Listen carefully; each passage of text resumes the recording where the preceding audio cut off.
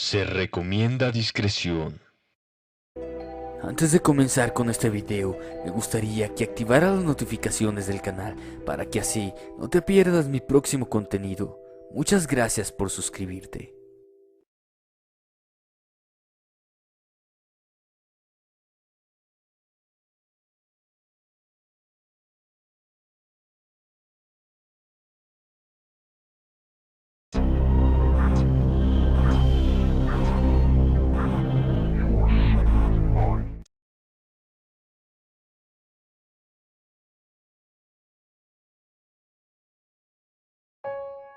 Cuenta esta leyenda de terror que allá por el año de 1973 vivían en un pueblito dos jóvenes, que eran hijos de un par de hacendados muy poderosos en la región. Nada les faltaba, y desde niños se habían criado juntos, creciendo entre ambos un gran amor que floreció durante la adolescencia. Cuando llegó el momento adecuado, ambos consintieron en casarse e hicieron muy felices a sus familias. Un matrimonio era la manera ideal de arraigar la gran amistad que existía entre ellas. Comenzaron pues con todos los preparativos de la boda. La novia tenía que buscar su vestido, por lo cual salió de la ciudad un par de días.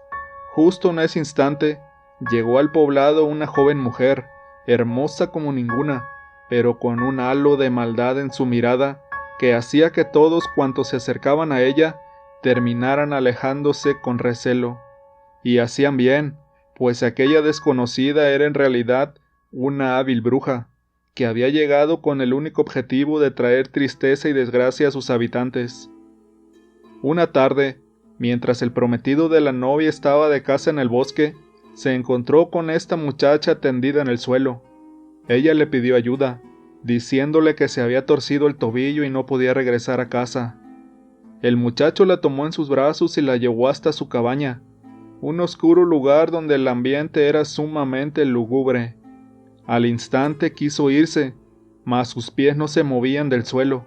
Estaba como hipnotizado por la belleza de aquella mujer. Ella sonrió malignamente e intentó seducirlo, provocando que se apartara al instante éste. «No puedo quedarme», le dijo con seriedad. «Estoy próximo a casarme y amo mucho a mi prometida». Furiosa por su desplante, la bruja intentó amenazarlo para que pasara la noche con ella, mas él siguió negándose. «Te vas a arrepentir por haberte negado», le advirtió la hechicera dejándolo marchar. El día de la boda llegó, y los novios estaban radiantes. La ceremonia se llevó a cabo con total normalidad, aunque nadie se dio cuenta de la extraña mujer que vigilaba a los recién casados desde las puertas de la iglesia. En un momento dado y aprovechando que nadie la veía, la bruja se acercó a la novia y le propuso brindar por su felicidad, dándole una copa en la que había rociado una poción mortal. Esa misma noche, la pobre muchacha cayó desvanecida y ardiendo en fiebre, de modo que hubo que meterla en cama, y de ahí nunca más se pudo levantar. Los días pasaron y ella se fue consumiendo sin remedio, hasta que finalmente murió. A la hora de prepararla para el funeral, sus familiares observaron aterrorizados cómo brotaban gusanos de su piel. Bajo la almohada, su esposo encontró una macabra nota que decía lo siguiente: «Ojalá y seas muy feliz con tu querida esposa», firmaba la hechicera. Ciego de dolor, el devastado marido fue a buscarla con su arma en la mano para matarla, mas su cabaña estaba vacía. Nunca más la volvieron a ver.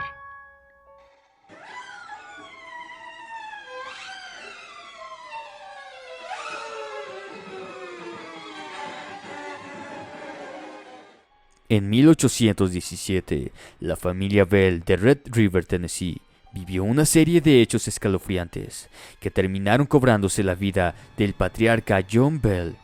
John era un buen esposo y un padre que buscaba lo mejor para los suyos, pero cometió el error de asociarse con su vecina Kay Batts, la cual se rumoreaba en el pueblo que practicaba brujería. En aquel tiempo las brujas eran incluso más temidas que en la actualidad, pues la gente era sumamente supersticiosa y más ignorante. Cuando el negocio de John y Kate fracasó, Esta mujer se sintió estafada por el sujeto y juró que se vengaría de él y también de su familia, maldiciendo el lugar en donde vivían. Aquel era solo el principio del infierno para los Bell. La desgracia comenzó cuando un día John se dirigió con su hijo y uno de sus amigos para cazar. Entre los árboles notaron como una silueta desconocida los acechaba y cuando menos se lo esperaban, una bestia amenazante surgió de entre la niebla y se lanzó contra John, quien apenas si pudo defenderse con su arma. Después de disparar constató, anotando que no había ni rastro de la criatura. Poco después empezaron a pasar cosas extrañas en la propiedad de los Bell. Betsy, la hija de la familia, fue despertada por una presencia invisible que le quitó las mantas de la cama y le susurró al oído cosas horribles. Durante las siguientes noches, la joven fue golpeada y arrastrada de los cabellos por aquel fantasma, mientras sus padres la miraban con impotencia. Los gritos que rompían la inquietud de la noche, los golpes, las pisadas y rasguños sin explicación que se escuchaban en la granja, se convirtieron en una constante para sus dueños. A esas alturas, la noticia del maleficio que pasaba sobre ellos se había extendido más allá del poblado. Múltiples amigos acudían al lugar para descubrir lo que estaba sucediendo, y entre los visitantes se encontró el general Andrew Jackson, quien conocía personalmente a los Bell y se convertiría en el futuro presidente de los Estados Unidos. Se dice que en dicha ocasión el ente que habitaba en la granja reaccionó tan violentamente contra Jackson y sus hombres que estos salieron corriendo despavoridos del lugar. Finalmente, en 1821 ocurrió la tragedia que le puso punto final al sufrimiento de la familia. John Bell se encontraba muy afectado psicológicamente por los hechos escalofriantes que se habían intensificado en su granja. Infectado por una misteriosa toxina, falleció sin remedio. Se dijo que la bruja de Bell, como habían apodado a la mujer que había maldecido aquel sitio, cumplió con su cometido de vengarse del hombre que la había estafado. Todo esto a través de una presencia sobrenatural que juró regresar 7 años después para seguir atormentando a la familia. Cabe destacar que este se tiene como el único caso registrado en la historia en el que un ser vivo es asesinado por un supuesto fantasma. Hasta hoy, la Granja Bell es uno de los lugares más temidos en Estados Unidos.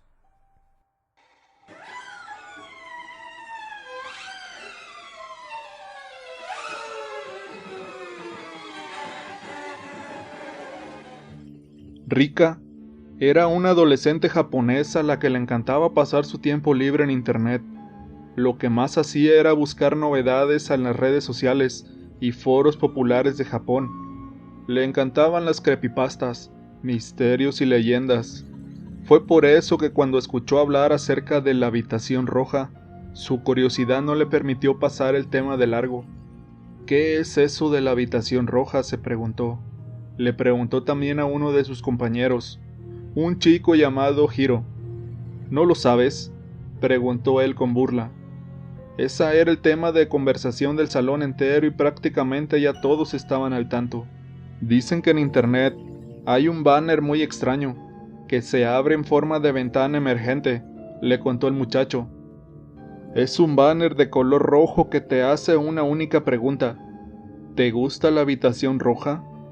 Tú tienes que contestar que sí o que no.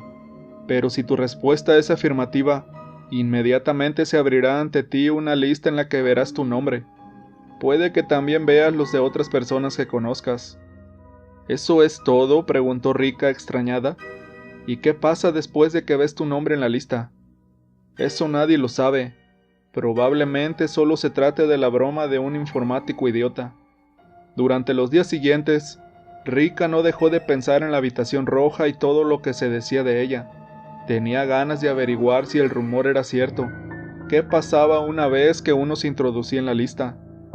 Un día, navegando en la red como de costumbre, una ventana emergente se abrió ante sus ojos y ella sintió que se sobresaltaba.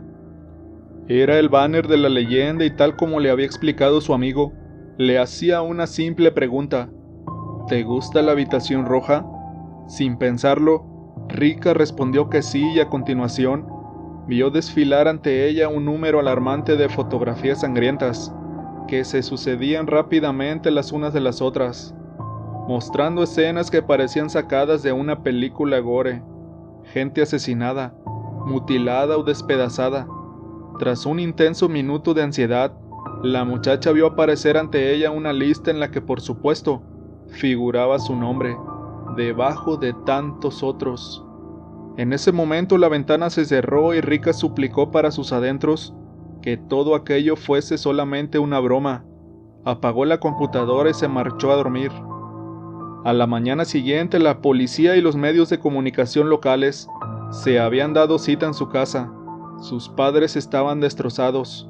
La conmoción en el ambiente era notoria. Nadie podía explicarse racionalmente qué era lo que había ocurrido.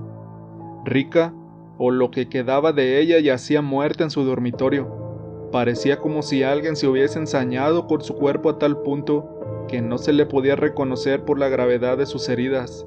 Era una escena enfermiza. La sangre había sido impregnada en las paredes de la recámara, tiñéndolas por completo y transformándola en un escenario de pesadilla, transformándola en una habitación roja.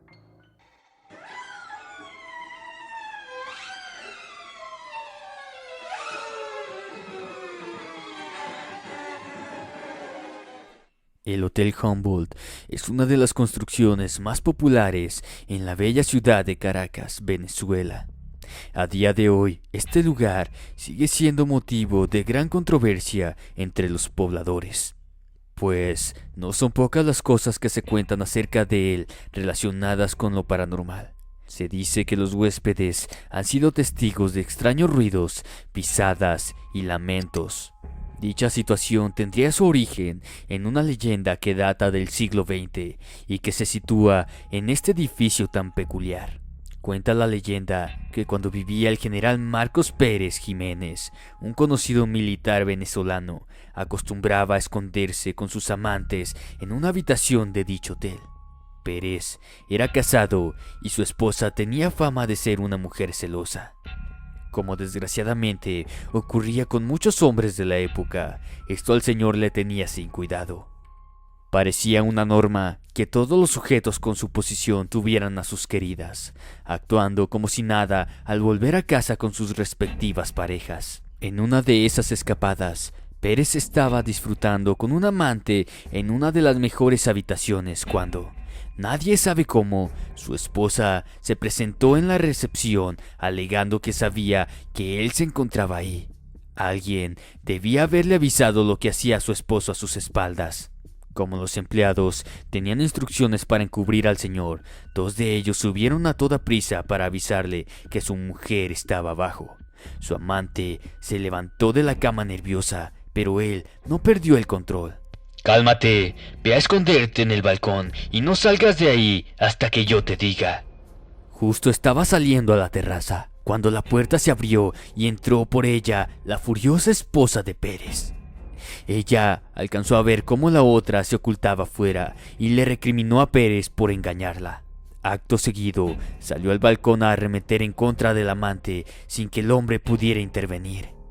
Entre los forcejeos y los gritos que inundaron al balcón, la querida de Pérez se precipitó por el barandal y fue a estrellarse contra el suelo, muriendo en el acto.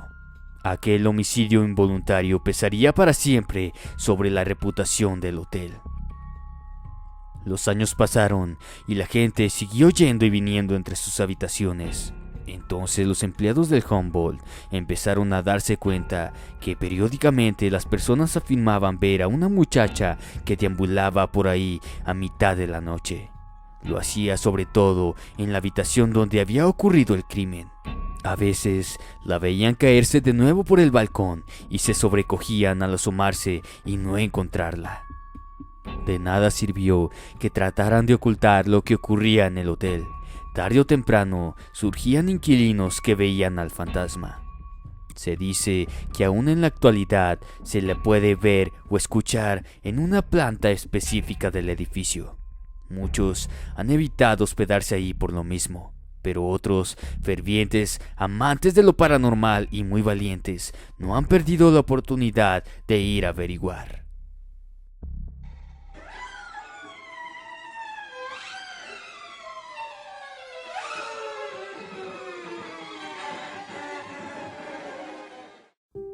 Hay una vieja leyenda mexicana que dice que hace mucho tiempo, en los tiempos de la invasión francesa a México, existía un convento en los límites del estado de Durango.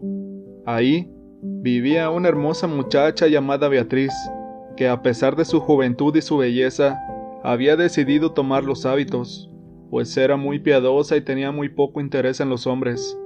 Pero cuando las tropas de Francia se presentaron para luchar contra sus compatriotas, ella no pudo evitar enamorarse de un apuesto soldado que estaba en el frente.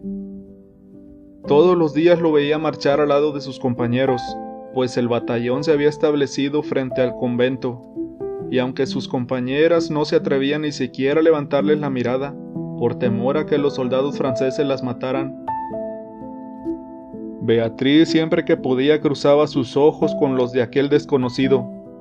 Un buen día, mientras ella se encontraba rezando en la capilla, escuchó que tocaban la puerta fuertemente.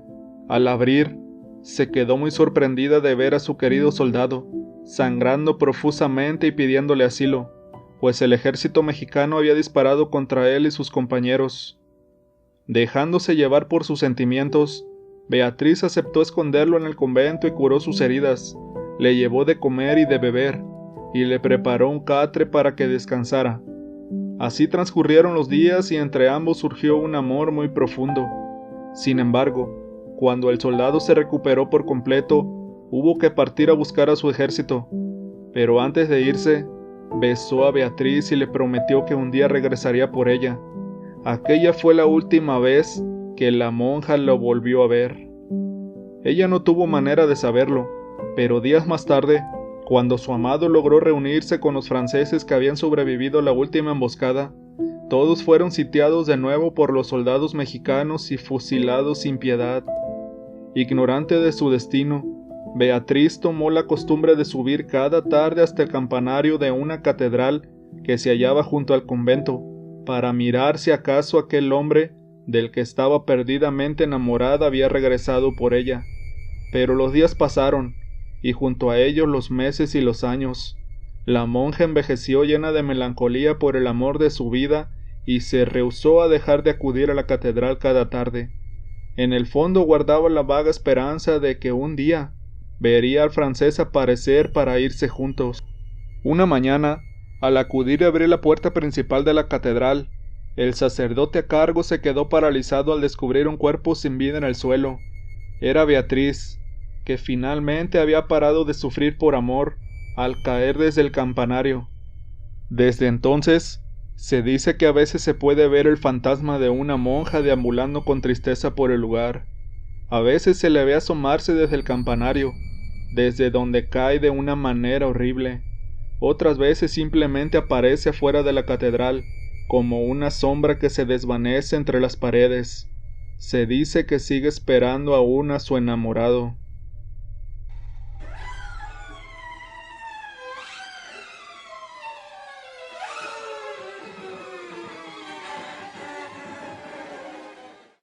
En 1982, habitaba en la colonia española de Logrosán la familia San Román, la cual estaba compuesta por la señora María San Román, de 80 años de edad, su hijo Ulpiano, de 49, y su nieto Andrés, quien, por aquel entonces, era un adolescente de 13 años. Su casa, una vivienda sencilla, ubicada en la calle Teatro, no habría atraído la atención de nadie, de no ser por los inexplicables fenómenos que se desataron en su interior, y de los cuales se tuvo noticia un domingo de octubre. Todo comenzó cuando María escuchó cómo las cortinas se caían al suelo, sin motivo aparente y produciendo un ruido que la sobresaltó. Al principio no quiso darle mayor importancia, pero supo que algo malo sucedía cuando al recogerlas, estas volvieron a caer frente a sus ojos, junto con los cuadros que colgaban en la pared. Asustada, le encomendó a su nieto que fuera a buscar a Ulpiano, quien tampoco quiso dar crédito a lo que sucedía hasta no verlo con sus propios ojos. Aquel fue tan solo el inicio de una aterradora experiencia. Días después ocurrió algo insólito, mientras un albañil se encontraba haciendo unas remodelaciones en la casa. El hombre se quedó atónito luego de ver cómo un vaso de yeso ardía en llamas de la nada. Poco después, una de sus herramientas se deslizó sola hasta caerse de la mesa y el trabajador salió de la vivienda aterrado. Sería cuestión de tiempo para que el domicilio de San Román se volviera oscuramente célebre en la comunidad. El poltergeist de Logrosán, como comenzaron a referirse a lo que fuera que estuviera habitado dentro, cada vez se ponía más violento con la familia. Las cosas caían o se estrellaban contra la pared, no sin antes salir volando por los aires. Otras veces desaparecían a causa de la combustión espontánea. María se dio cuenta que todos los cuadros se caían, excepto dos, que correspondían a la foto de su fallecido esposo, José Sánchez, y a la Virgen de Guadalupe. Fue en ese momento que se acordó que su marido alguna vez había hecho una promesa a la Virgen que se quedó sin cumplir tras su muerte. Desesperada por acabar con los fenómenos paranormales que asediaban su casa, mandó hacer una misa en su nombre para ella, pero ni así cesaron los sustos. A esas alturas, ya los medios de comunicación se habían encargado de difundir el caso y los investigadores comenzaban a elaborar sus teorías. Una de las más llamativas indicaba que las actividades paranormales podían ser provocadas por la mente del propio Andrés, ya que usualmente las cosas que volaban iban a estrellarse a los pies del chico. Por increíble que pareciera, los expertos aseguraron que era común que los adolescentes desataran este tipo de energías mentales sin darse cuenta. De cualquier forma, las cosas volvieron a la normalidad una vez que el chico se fue a vivir con sus padres, que trabajaban fuera de la localidad. A día de hoy, el caso de Logrosán continúa siendo un enigma. Infraescuchas, ¿qué les parecieron estos relatos? Por favor, cuéntenme en la caja de comentarios cuál les gustó más. Por otra parte, agradezco a Guerrero de Luz por participar en este video. Te invito a que pases a su canal. Mi nombre es Alejandro y esto fue Inframundo. Me despido deseándote dulces pesadillas. Buenas noches y hasta la próxima. Si te ha gustado este video, compártelo, date una vuelta por mi canal y suscríbete. También puedes visitar mi Facebook, donde estaremos en contacto. Esto fue Inframundo. Te deseo dulces pesadillas. Hasta la próxima.